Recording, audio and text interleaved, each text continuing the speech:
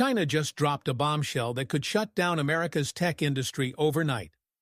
On October 9th, Beijing expanded export controls on 12 critical rare earth elements, the minerals inside every smartphone, every electric vehicle, every missile system we build. What does this mean for your job, your technology, and America's future? I'm breaking down exactly what happened in the next 60 seconds.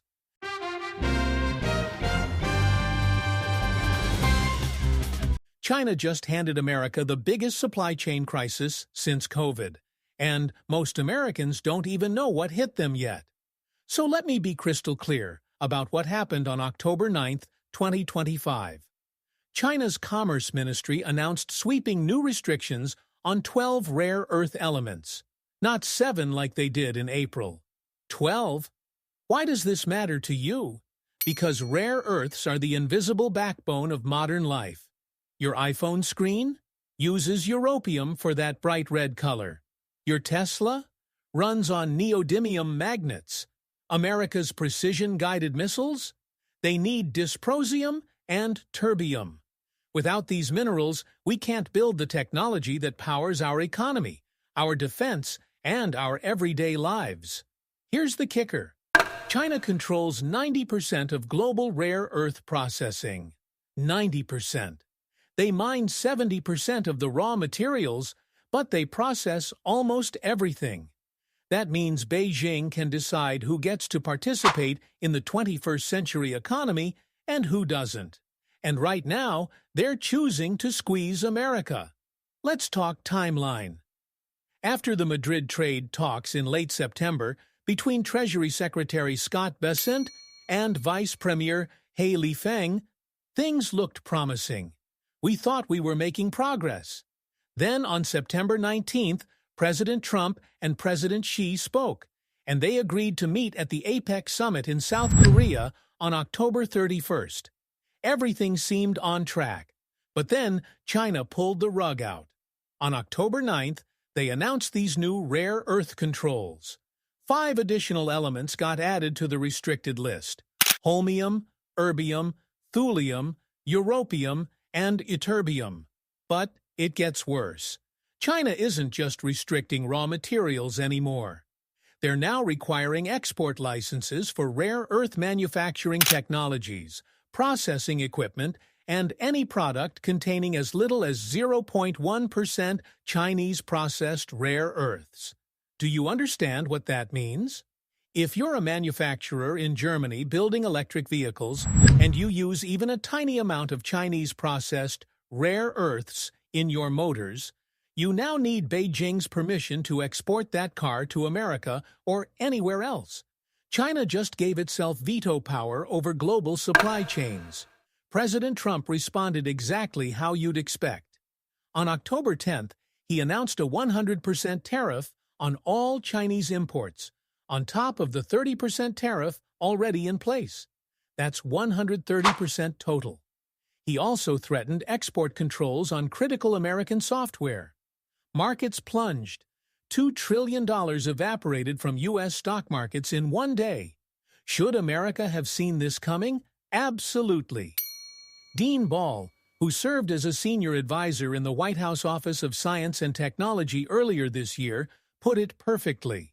China has crafted a policy that gives it the power to forbid any country on Earth from participating in the modern economy. They built this monopoly deliberately over decades while America looked the other way. And here's what makes this different from April's restrictions. Back then, China targeted 7 rare earths and focused mainly on raw exports. Companies found workarounds, they stockpiled, they adjusted. This time, the controls are extraterritorial. They cover processing technologies. They extend to finished products.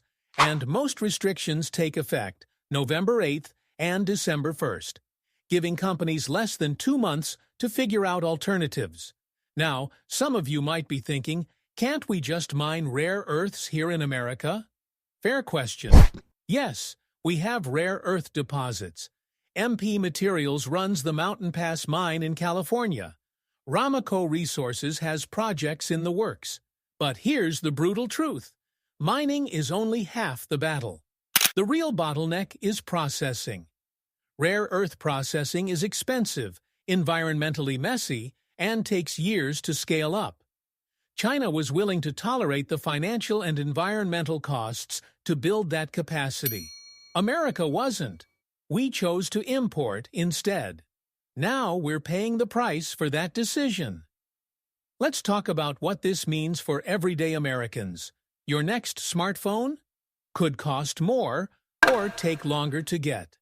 Electric vehicles? The same. But the national security implications are even scarier. Our defense systems rely heavily on rare earth magnets for everything from missile guidance systems to fighter jet engines. If China decides to cut us off completely, our ability to manufacture advanced military equipment could be severely compromised.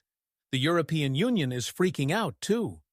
Trade Minister Maros Sefcovic called China's move unjustified and said on October 15th that Europe must accelerate efforts to minimize our dependencies. Translation: everyone realizes China has us by the throat, and we need to break free fast.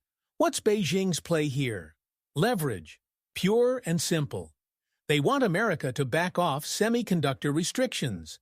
They want us to lift sanctions on Chinese companies. They want to force President Trump to the negotiating table on their terms. And honestly, it's working. Treasury Secretary Bessent floated on October 15th the possibility of extending the tariff pause beyond 90 days if China halts the rare earth controls.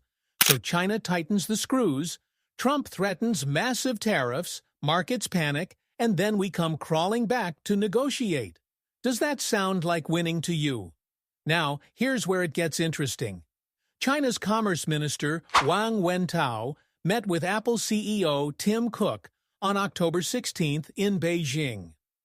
Wang blamed the entire escalation on America, saying U.S. actions seriously harmed China's interests and undermined the atmosphere of bilateral talks.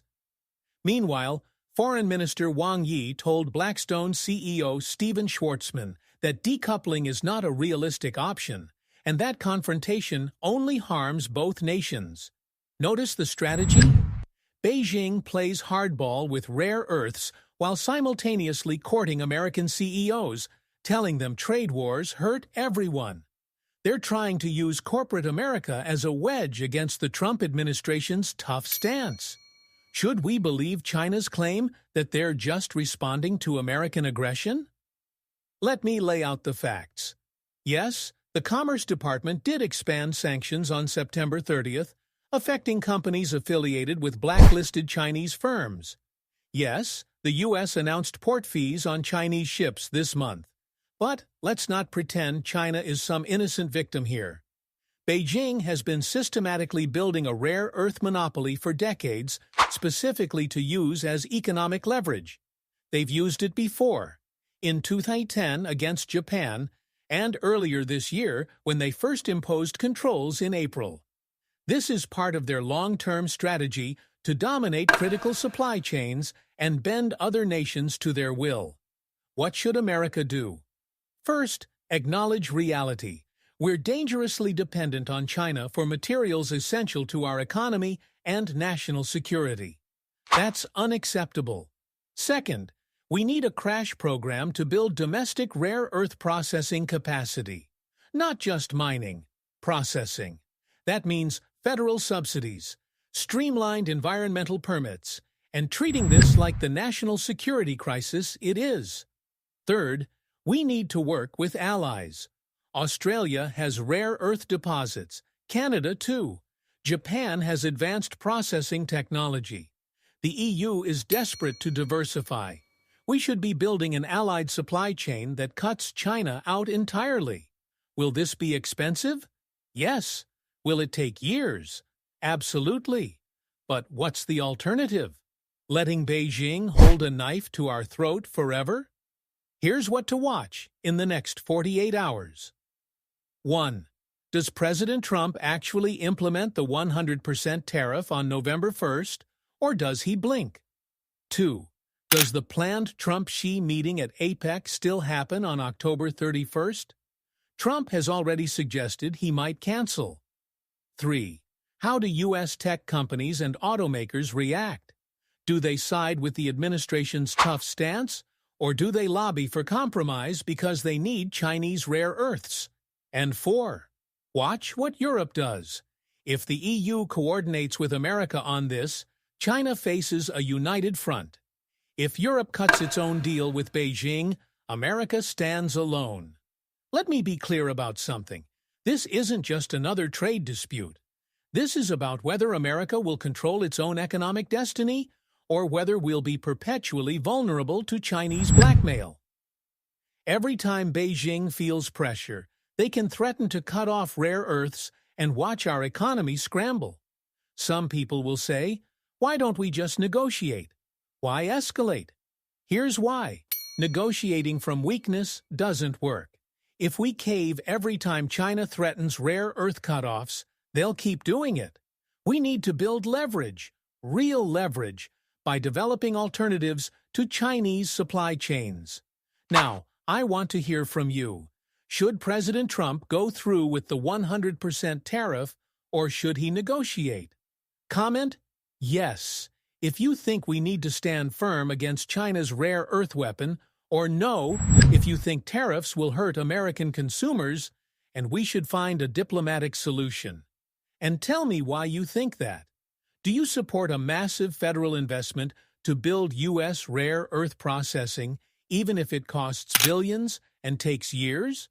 Or do you think we should accept dependence on China because it's cheaper in the short term? Here's my take. America made a colossal mistake letting China monopolize rare earth processing. We chose short-term cost savings over long-term security. Now we're paying for it. The question is whether we have the political will to fix it. If you found this breakdown valuable, hit that like button. It helps us reach more Americans who need to understand what's really happening with China. Subscribe and ring the notification bell so you don't miss our coverage when Trump and Xi meet at APEC, if that meeting even happens. The rare earth crisis isn't going away. It's going to define U.S.-China relations for years to come. China has shown us their strategy: build irreplaceable industrial capacity, then use it as a weapon. The only way to counter that is to build our own capacity and stop being dependent on Beijing's goodwill. Because, as we've seen in the past 2 weeks, that goodwill evaporates the moment it serves their interests. This is Politics Tribune, bringing you the analysis corporate media won't give you. Stay informed, stay engaged, and remember, America's future depends on whether we're willing to make the tough choices today that will protect us tomorrow. I'll see you in the next one. If you enjoyed the video, hit the subscribe button and turn on notifications so you don't miss any new videos.